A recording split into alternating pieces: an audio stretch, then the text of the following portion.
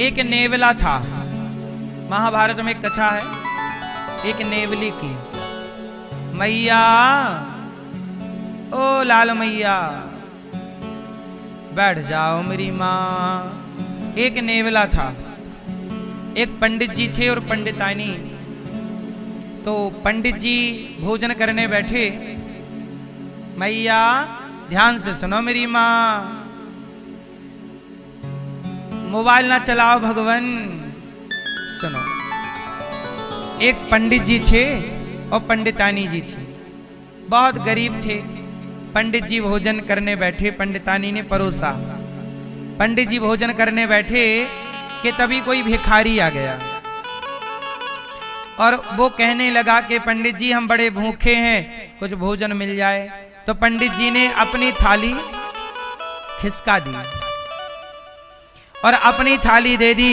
उस भिखारी को खिलाया पिलाया और बढ़िया वो खा के चला गया। अब पंडित जी की पंडितानी बोली कि आपने अपना भोजन तो दे दिया, अब ऐसा है जो मेरे लिए थोड़ा सा बचा था, चलो उसे अपन दोनों जन खाते हैं। तो पंडित पंडितानी जो थोड़ा सा बचा था उसी का आधा आधा किया, और आधा आधा था तो पेट भरा ही नहीं, ना पंडितानी का पेट भरा। पंडित जी बोले कि तुम पूरा खा लो। उन्होंने कहा नहीं। पंडितानी ने कहा आप खा लीजिए, मैं शाम को खा लूंगी। नहीं, अच्छा अपन दोनों खाते हैं। तो दोनों के हिस्से में आधा आया, ना पंडितानी का पेट भरा ना पंडित जी का। पर पंडित जी ने कहा कोई बात नहीं, आधा पेट भोजन से भर लेते हैं, आधा पानी से। तो भोजन किया और पंडित जी ने हाथ धुले। तो जहां हाथ धुले वहां पर एक नेवला बैठा था। तो पंडित जी के हाथ का जो पानी धुलने का था वो नेवले के शरीर में जाके गिरा। तो नेवले का आधा शरीर गीला हो गया और जहां जहां वो पानी पड़ा वहां वहां नेवले के बाल सोने के हो गए, सुनहरे हो गए, सोने जैसे। नेवले ने देखा कि मेरी पूंछ सोने की हो गई, आधा शरीर मेरा सोने का हो गया। तो वो नेवला पंडित जी से पूछा, पंडित जी मैं आधा सोने का कैसे हो गया? तो वहां बगल में कोई साधु सब चीजें देख रहे थे। तो संत जी ने उस नेवले से बात की और संत ने कहा कि देख, इस ब्राह्मण ने अपना भोजन भी किसी को दान कर दिया। इसके पुण्य से, जब इसका पुण्य हाथ धोया तो इसके पुण्य से ये इतना पुण्यात्मा ब्राह्मण है कि ये हाथ धुल रहा है तो उसके हाथ से जो पानी गिर रहा है वो पानी पंडित जी को जो स्पर्श कर रहा है वह जल भी पुण्यमय हो जा रहा है। तो ये तेरे शरीर में पड़ा तो तेरा रंग सुनहरा हो गया। तो नेवला बोला कि एक काम करो पंडित जी, आधा सोने का हो गया, मैं अच्छा नहीं लगूंगा, आप ऐसा करो मुझे पूरा गीला कर दो, मैं पूरा सोने का हो जाऊंगा तो मैं नेवलों का राजा हो जाऊंगा, मैं सबसे बड़ा हूं, देखो मैं सोने का हूं। तो साधु जी ने कहा ऐसा है कि पंडित जी ने तो हाथ धुल लिया, अब तुम ऐसा करो कि धर्मराज युधिष्ठिर यज्ञ करने वाले हैं, वहां बड़े बड़े साधु महात्मा जपी तपी ज्ञानी आएंगे और जहां सब लोग अपना हाथ धुलें तुम वहीं बैठ जाना। किसी ना किसी के पुण्य से तुम पूरे सोने के आधे यहां हो गए, आधे धर्मराज युधिष्ठिर यज्ञ करने वाले हैं, जाओ वहां हो जाना। अब नेवला चला, धर्मराज युधिष्ठिर यज्ञ कर रहे थे। यज्ञ में भंडारा चल रहा था, बड़ा विशाल। अब यज्ञ पूरा हो गया, भंडारे में बड़े बड़े साधु संत गृहस्थ सब खाए और सब हाथ धुलते रहे और वो नेवला वहीं बैठा रहा। पूरा यज्ञ हो गया, सब खा पी के चले गए, पर नेवला सोने का हुआ ही नहीं। धर्मराज युधिष्ठिर बैठे दरबार में, दरबार लगा। अर्जुन बोले कि मेरे भैया युधिष्ठिर ने जो यज्ञ किया है इससे बड़ा यज्ञ आज तक धरती में हुआ ही नहीं, इससे बड़ा यज्ञ इस धरती पे नहीं हुआ। इतना बड़ा यज्ञ। तब वो नेवला पहुंच गया सभा में और नेवला बोला, अर्जुन झूठ ना बोलो, तुम्हारे भाई का यज्ञ उस ब्राह्मण के यज्ञ से बड़ा नहीं है। अर्जुन बोले, तुम कौन हो नेवला? भगवान कृष्ण भी वहीं बैठे थे। नेवला बोला, अर्जुन तुम्हारे भाई धर्मराज ने युधिष्ठिर जी ने यज्ञ किया है, पर इनका यज्ञ इतना बड़ा नहीं है जितना बड़ा यज्ञ उन पंडित जी का रहा। अर्जुन ने कहा, नेवला तुम कौन हो, क्या कहना चाहते हो, स्पष्ट कहो। तब नेवले ने पूरी बात सुनाई कि मैं पंडित जी के यहाँ था, उन्होंने एक भूखे को भोजन कराया और अपना हाथ धोया तो मेरा शरीर देखो सोने का हो गया, सुनहरा।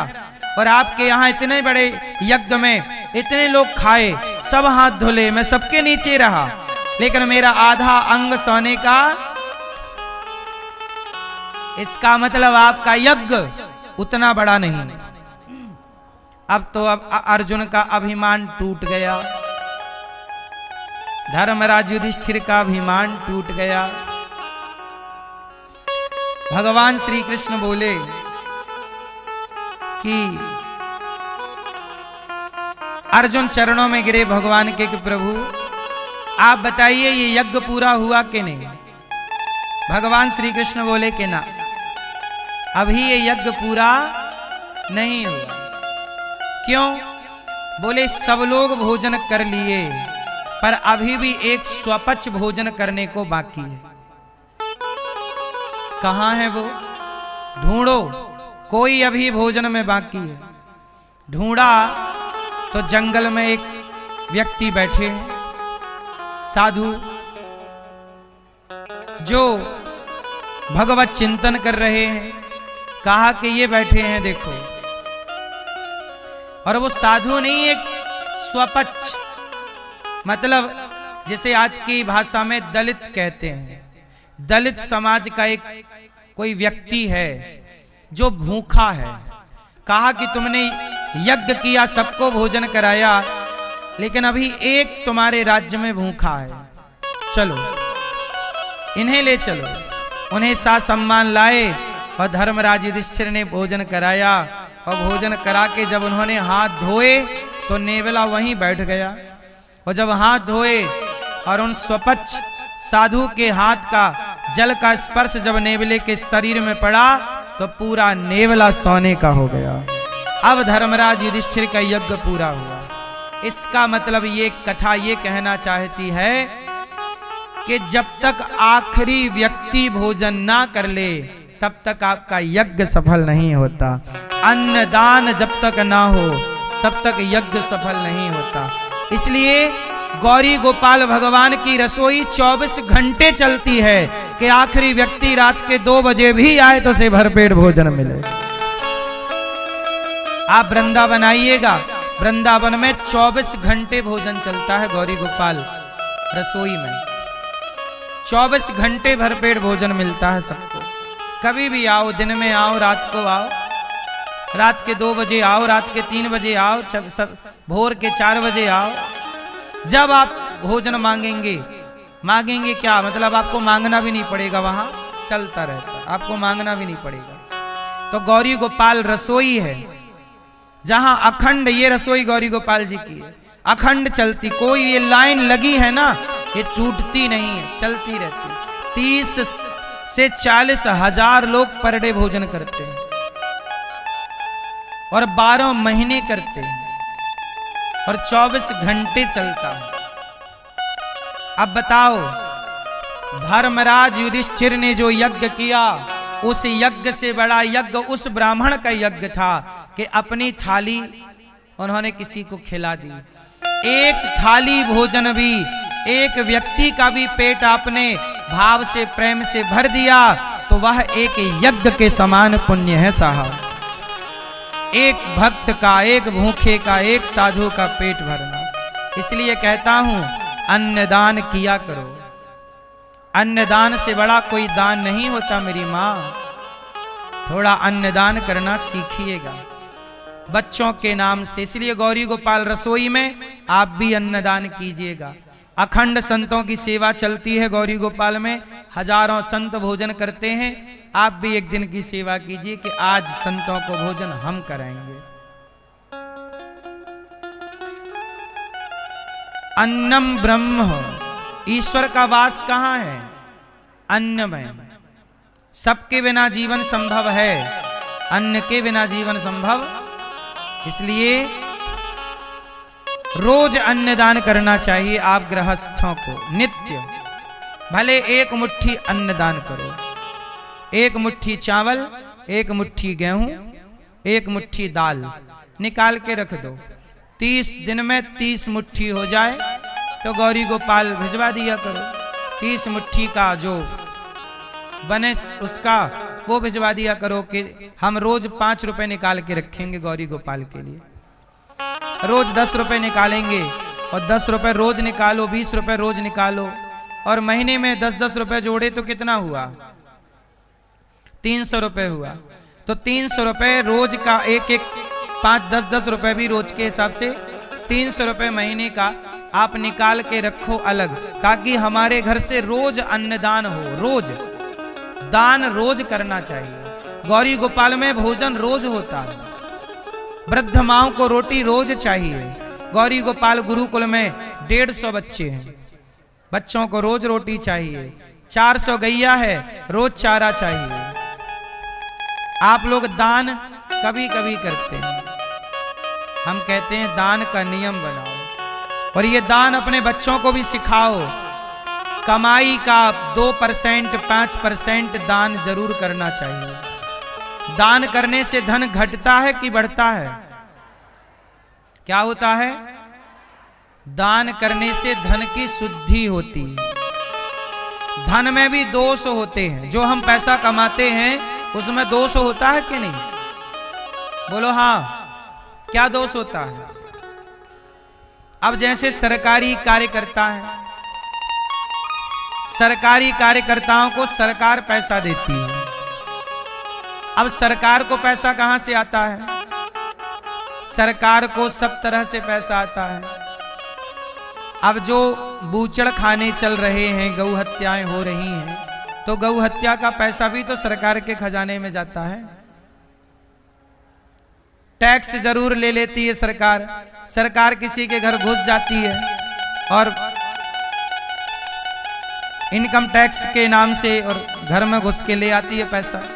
तो जिसका पैसा घर सरकार घुस के ले आती है, ईडी बोलते हैं कुछ, तो ये बताओ जिसके घर से पैसा ले गई वो हंस तो रहा ना होगा। आपके घर कोई घुस जाए और सारा पैसा ले जाए। तो सरकार का जो पैसा है, राजा का जो पैसा होता है, सबसे गलत पैसा राजा का ही बोला गया है शास्त्रों में। सबसे गंदा पैसा किसका है? राजतंत्र का। राजा का पैसा सबसे गलत होता है धर्म की दृष्टि से, क्योंकि राजा के खजाने में गौ हत्या का पैसा भी आ रहा है, लूट घसोट का पैसा भी आ रहा है। बोलो हाँ। तो सरकार के खजाने का जो पैसा है, इसलिए पुराने जमाने में जैसे वशिष्ठ जी थे, वशिष्ठ जी कभी दशरथ जी से पैसा नहीं लेते थे, क्योंकि सरकार के पास टैक्स का पैसा आता है। राम के जमाने में टैक्स अच्छा था, आज के जमाने में तो टैक्स बहुत है, लोग रो रो के टैक्स देते हैं। तो सरकारें रुलाती हैं जनता को कि देना ही पड़ेगा, तो रो रो के पैसा मिला। तो सरकार का पैसा अपवित्र है। इसलिए आपको तो सैलरी में, आप तो मेहनत कर रहे हो, आपको महीने में 30,000, 50,000, साल महीने का 1 लाख आ गया, वो पैसा आपको तो लगाना है बच्चों में। तो उस पैसे से 2% पहले पुण्य किया करो। धन की शुद्धि कैसे है? कहते हैं कि तन पवित्र सेवा किया। तन को शुद्ध करना है तो सेवा करो, मन को शुद्ध करना है तो कीर्तन करो, और धन को शुद्ध करना है तो दान करो। इसलिए जो कमाओ पहले उससे दीन दुखी की सेवा करो, भूखे को रोटी खिलाओ। अब जैसे आप कंपनियों में काम करते हो, पता नहीं वो कंपनियां कैसे पैसा कमाती हैं, तो कुल मिला के सैलरी जो आपको मिलती है वो किस तरह का पैसा है। इसलिए वो सारा